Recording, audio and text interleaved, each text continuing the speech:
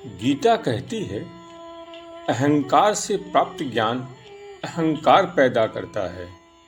विनय और नम्रता से प्राप्त ज्ञान नम्रता प्रदान करती है।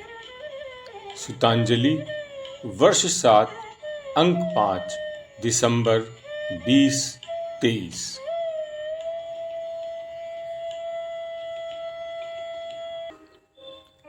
छुटकारा पाप से या दुख से। मनुष्य बड़ा विचित्र प्राणी है। अपराध खुद करता है, लेकिन चाहता है दंड किसी और को मिले। जीत का सेहरा खुद के सिर पर, लेकिन हार का ठीकरा किसी और के सिर पर। पुण्य का फल खुद के लिए, लेकिन पाप का दंड किसी और के लिए।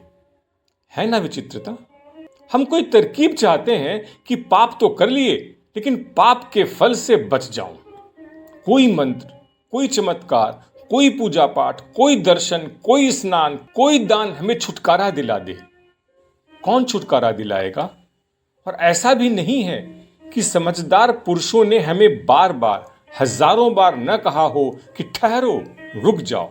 यही नहीं, ऐसा भी नहीं है कि आज भी वे हमसे कह रहे हैं तो मैं रुक जाऊंगा। हम करते ही रहेंगे। पिछले जन्मों में करते रहे, अभी भी कर रहे हैं और आगे के जन्मों में भी करते रहेंगे। और फिर यह विचार करेंगे कि क्या अनंत जन्मों तक किए हुए पाप का फल क्या अनंत जन्मों तक भोगने पड़ेंगे? हम निरंतर करते चले जाते हैं और फिर असंभव की आकांक्षा करते हैं। पाप तो हम करें और फल हमें ना मिले। फल किसको मिलेगा फिर? अगर दुख मैंने बोया है तो उसकी फसल कौन काटेगा? और यह तो सरासर अन्याय होगा कि फसल किसी और को काटनी पड़े। फसल तो मुझे ही काटनी पड़ेगी। इस बात की चिंता छोड़ो कि कितना समय बीत चुका है। जब जागो तभी सवेरा। ऐसा नहीं है कि जितने समय दुख बोया है उतने ही समय दुख भोगना पड़ेगा, लेकिन दुख भोगने के लिए तैयारी तो दिखानी पड़ेगी। तैयार होना तो पड़ेगा। इस सोच से तो निकलना पड़ेगा कि दुख भोगना ही ना पड़े। इस तैयारी में ही छुटकारा है। कहना तो यही चाहिए कि चाहे कितना ही समय लगे, जो मैंने किया है उसे भोगने के लिए मैं राजी हूं, चाहे अनंत काल लगे। अपनी तरफ से तैयारी तो दिखानी ही होगी और यही हमारा सौमनस्य होगा, सद्भाव होगा, ईमानदारी होगी, प्रामाणिकता होगी।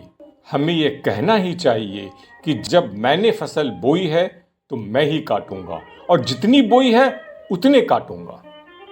इसमें किसी और पर मैं जिम्मेदारी नहीं देता और न कोई ऐसी सूक्ष्म रास्ता खोजना चाहता हूं कि किसी तरह बचाव हो जाए। किसी रिश्वत से नहीं, किसी दबाव से नहीं, किसी की प्रार्थना से नहीं। मेरे किए का फल मुझे ही मिलना चाहिए। हम तैयारी तो दिखाएं। अगर हमारी तैयारी सच्ची है, निर्मल हृदय से है, तो एक बात समझ लेनी चाहिए, दुख का संबंध विस्तार से नहीं, गहराई से है। दुख के दो आयाम हैं, लंबाई और गहराई। बात सरल और सीधी सी है। एक कटोरी जल को एक छोटी सी शीशी में डाल दें तो जल की गहराई बढ़ जाती है, लेकिन अगर उसे फर्श पर फैला दें तो उसकी गहराई समाप्त हो जाती है, लेकिन वह पूरे फर्श पर फैल जाती है और उसकी लंबाई बढ़ जाती है। हमने जो पाप लंबे समय तक किए हैं, कई जन्मों तक किए हैं, लेकिन अगर हम तैयार हैं झेलने को, तब उसका दर्द हम लंबे समय तक न भोगकर, गहरा भोगकर, झेलकर समाप्त कर सकते हैं। साल भर का सिर दर्द एक क्षण में भी झेला जा सकता है। पीड़ा सघन हो सकती है, प्राणांतक हो सकती है। यह एक बड़े आश्चर्य की बात देखने सुनने में आती है कि रामकृष्ण कैंसर से मरे, रमण भी कैंसर से मरे, महावीर बड़ी गहन उदर की बीमारी से मरे, बुद्ध शरीर के विषाक्त होने से मरे। ऐसे महापुरुष, ऐसे पूर्ण ज्ञान को उपलब्ध लोग ऐसे संघातिक बीमारियों से मरे? जचता नहीं। और यहाँ करोड़ों हैं महापापी जो बिना कैंसर के मरेंगे। तो उनके भाग्य में ऐसा क्या लिखा है? अक्सर ऐसा हुआ है कि जिस व्यक्ति का आखिरी क्षण आ गया, उसके बाद उसका जन्म नहीं होगा। यह उनका शरीर से आखिरी संबंध है, तब उनकी पीड़ा सघन हो जाती है, ताकि एकत्रित सारे पाप का दुख गहरा हो जाए और फिर से जन्म न लेना पड़े। अन्यथा सिर्फ उन दुखों को भोगने के लिए फिर से जन्म लेना पड़ेगा। हम वर्षों वर्षों और जन्मों जन्मों तक भोगते हैं, वे क्षण में भोग लेते हैं, क्योंकि तीव्र पीड़ा को झेल लेना मुक्त हो जाना है। यह जरूरी नहीं कि हमें उतने ही जन्म लेने पड़ेंगे जितने जन्म तक हमने पाप किए हैं, और अगर हम तटस्थ भाव से इसे भोग सकें तो एक क्षण में जन्मों जन्मों की कथा समाप्त हो जाती है। प्रार्थना मत कीजिए, अगर करनी ही है तो दुख हरने या कम करने के लिए नहीं, बल्कि पाप न करने की कीजिए। दुख परिणाम है और पाप कारण। अगर कारण मिट गया तो परिणाम स्वतः ही मिट जाएगा। प्रार्थना में क्षमा मत मांगिए, दंड मांगिए।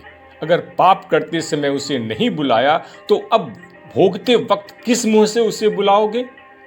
पाप करने से रोकने नहीं बुलाया तो अब दंड भोगते समय उसे क्यों बुला रहे हो? उचित यही है कि उसे अब दंड देने बुलाओ। एक बात और कहूंगा, दंड का विरोध मत करो, उसके आगे समर्पण करो। विरोध में शक्ति लगेगी, अवसाद, क्रोध, अशांति घेर लेगी। समर्पण में सहजता आ जाएगी, निश्चिंतता, क्षमा, शांति का निवास होगा। हम तो सोचते हैं एक तो पुनर्जन्म अपने आप में कारागृह का दंड है, और फिर ये दुख, ये क्या सजा के साथ साथ जुर्माना है? लेकिन सत्य तो यही है कि किसी ने हमें कारागृह में नहीं डाला है, हम खुद बेहोश हैं। मोक्ष कहीं आकाश में, क्षीर सागर में, 7 समुंदर पार नहीं है, हमारे भीतर ही है। बस बेहोश मत होइए, जागृत रहिए, अपने कर्मों को भोगने के लिए तैयार रहिए। मोक्ष पाने के लिए नहीं, मोक्ष को धरा पर अवतरित करने की आकांक्षा रखिए। ओशो पर आधारित।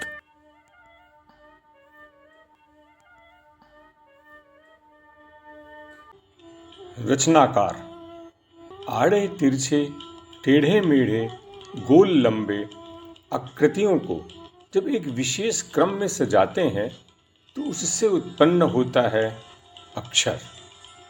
अलग अलग अक्षरों को किसी विशेष क्रम में सजाते हैं, तब जो आकृति उभर कर आती है वह कहलाती है शब्द। इन शब्दों को एक अनुशासन में बांधने से बनता है वाक्य, और जब इन वाक्यों को पिरोते हैं खूबसूरती से, तब निर्माण होता है एक रचना का। लेकिन बात यहाँ समाप्त नहीं होती, आगे चलती है। जब यह रचना लोगों तक पहुँचाने की व्यवस्था करते हैं, तब रचना का वितरण होता है, और सही ढंग से वितरित होने से ये रचना पहुँचती है सही पाठकों के हाथों में, तब यह रचना सार्थक होती है। मैंने अपने एक फ्रांसीसी परिचित को एक हिंदी रचना भिजवाई। मिलने पर उसने भी मुझे एक फ्रांसीसी रचना भिजवाई। साथ में बताया कि आड़ी तिरछी महीन रेखाओं से बनाई हुई कलाकृतियों की पुस्तक उसे मिली और पसंद आई, लेकिन उसे ऐसा क्यों प्रतीत हुआ कि उसमें कलाकृतियों की बार बार आवृत्ति की गई है। यह समझ नहीं पाया कि ऐसा क्यों है।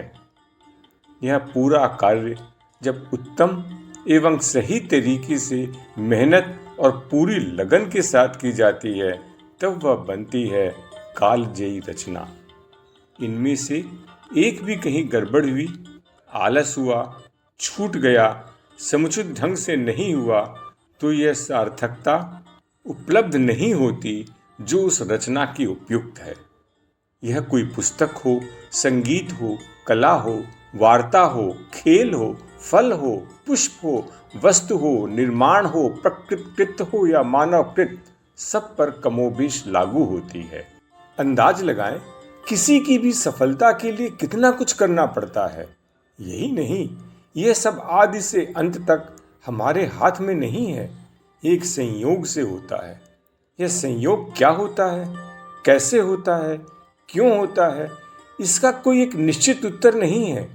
विज्ञान और अध्यात्म दोनों इसके उत्तर खोज रहे हैं अपने अपने ढंग से, कोई विश्लेषण से, कोई संश्लेषण से, कोई जोड़कर, कोई तोड़कर। अनेक उत्तर हैं, सबके अपने अपने। किसको सही माने, किसको गलत, यह आपकी प्रवृत्ति है। कोई जोड़ किसी तोड़ की तैयारी थी या कोई तोड़ किसी जोड़ की, इसका तो पता चलता है पूर्णाहुति पर ही। आज अपनी पत्रिका को अंतिम रूप देकर समाप्त करना था। प्रायः इसे संपन्न करने में रात 8-9 बज जाते हैं, लेकिन आज कार्य समय के पूर्व ही संपन्न हो गया, 6 बजे इत्तिफाक से। पत्रिका में एक पुस्तक द ग्रेट एडवेंचर से एक पन्ना दिया करता हूँ। आज भी दिया, लेकिन बंद करते करते उस पुस्तक के अंतिम पन्ने पर जिसे नहीं भेजना था, अचानक ध्यान चला गया, जिसमें एक छोटा सा एक पन्ने का उद्धरण पढ़ने लगा और मुझे वह बहुत अच्छा लगा। समय काफ़ी था, अतः सोचा कि चलूं शाम की सैर कर लूं। थोड़ी लंबी सैर करके वापस आऊंगा। निकलने के पहले एक आवश्यक फ़ोन करना था, सोचा उनसे बात करके ही निकलूं। लेकिन शायद वे उस समय व्यस्त थे, अतः उन्होंने कहा कि वे 10 मिनट बाद फ़ोन करेंगे। इत्तिफाक से मैं 10 मिनट कमरे में नहीं रहना चाहता था, अतः छोटा हल्का वाला बेसिक फ़ोन के बदले बड़ा भारी वाला स्मार्टफोन लेकर निकल पड़ा। क्योंकि फ़ोन इसी से किया था तो फ़ोन इसी में आता। सैर के दौरान बात हो गई। सैर समाप्त होने के बाद साधारणतया मैं कमरे में जाकर थोड़ा आराम कर पानी वगैरह पीकर आता हूँ, लेकिन आज वैसा कुछ महसूस नहीं हुआ और ध्यान केंद्र में जाने की इच्छा हुई तो सीधे उसी तरफ बढ़ गया। मैं रोज वहाँ नहीं जाता और फ़ोन भी लेकर नहीं आता, लेकिन आज सीधे आया था, अतः फ़ोन जेब में ही था। इत्तिफाक से सोचा कि प्रवेश करने के पहले फ़ोन बंद कर दूंगा। कक्ष में प्रवेश करने के पहले फ़ोन बंद करने ही वाला था कि फ़ोन की घंटी बज उठी। कुछ क्षणों का हेर फेर होने पर फ़ोन बंद होकर जेब में आ चुका होता। आज की भजन गायिका का फ़ोन था। बता रही थी कि वे ट्रैफिक में फंसी है, अतः आने में देर होगी।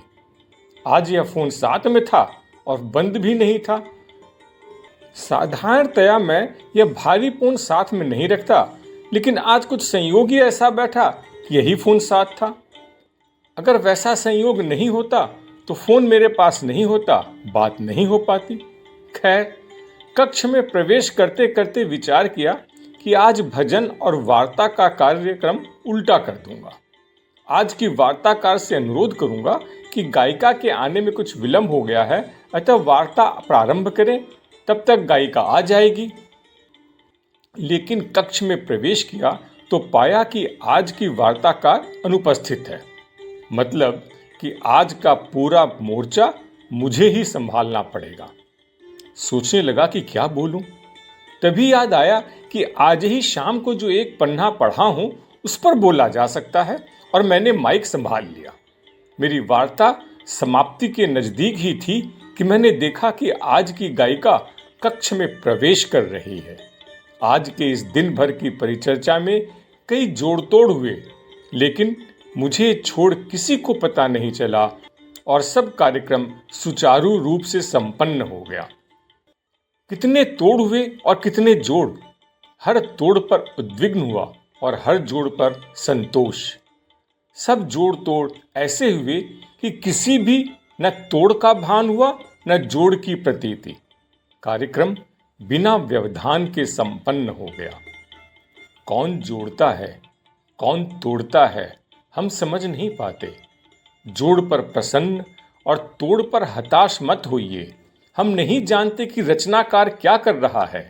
जो भी है उसे स्वीकार कीजिए और उस रचयिता के एहसान मंद बने रहिए।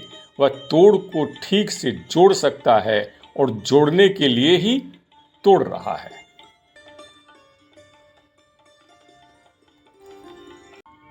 लाइक करें, सब्सक्राइब करें, परिचितों से शेयर करें। अपने कमेंट्स ऑनलाइन दें।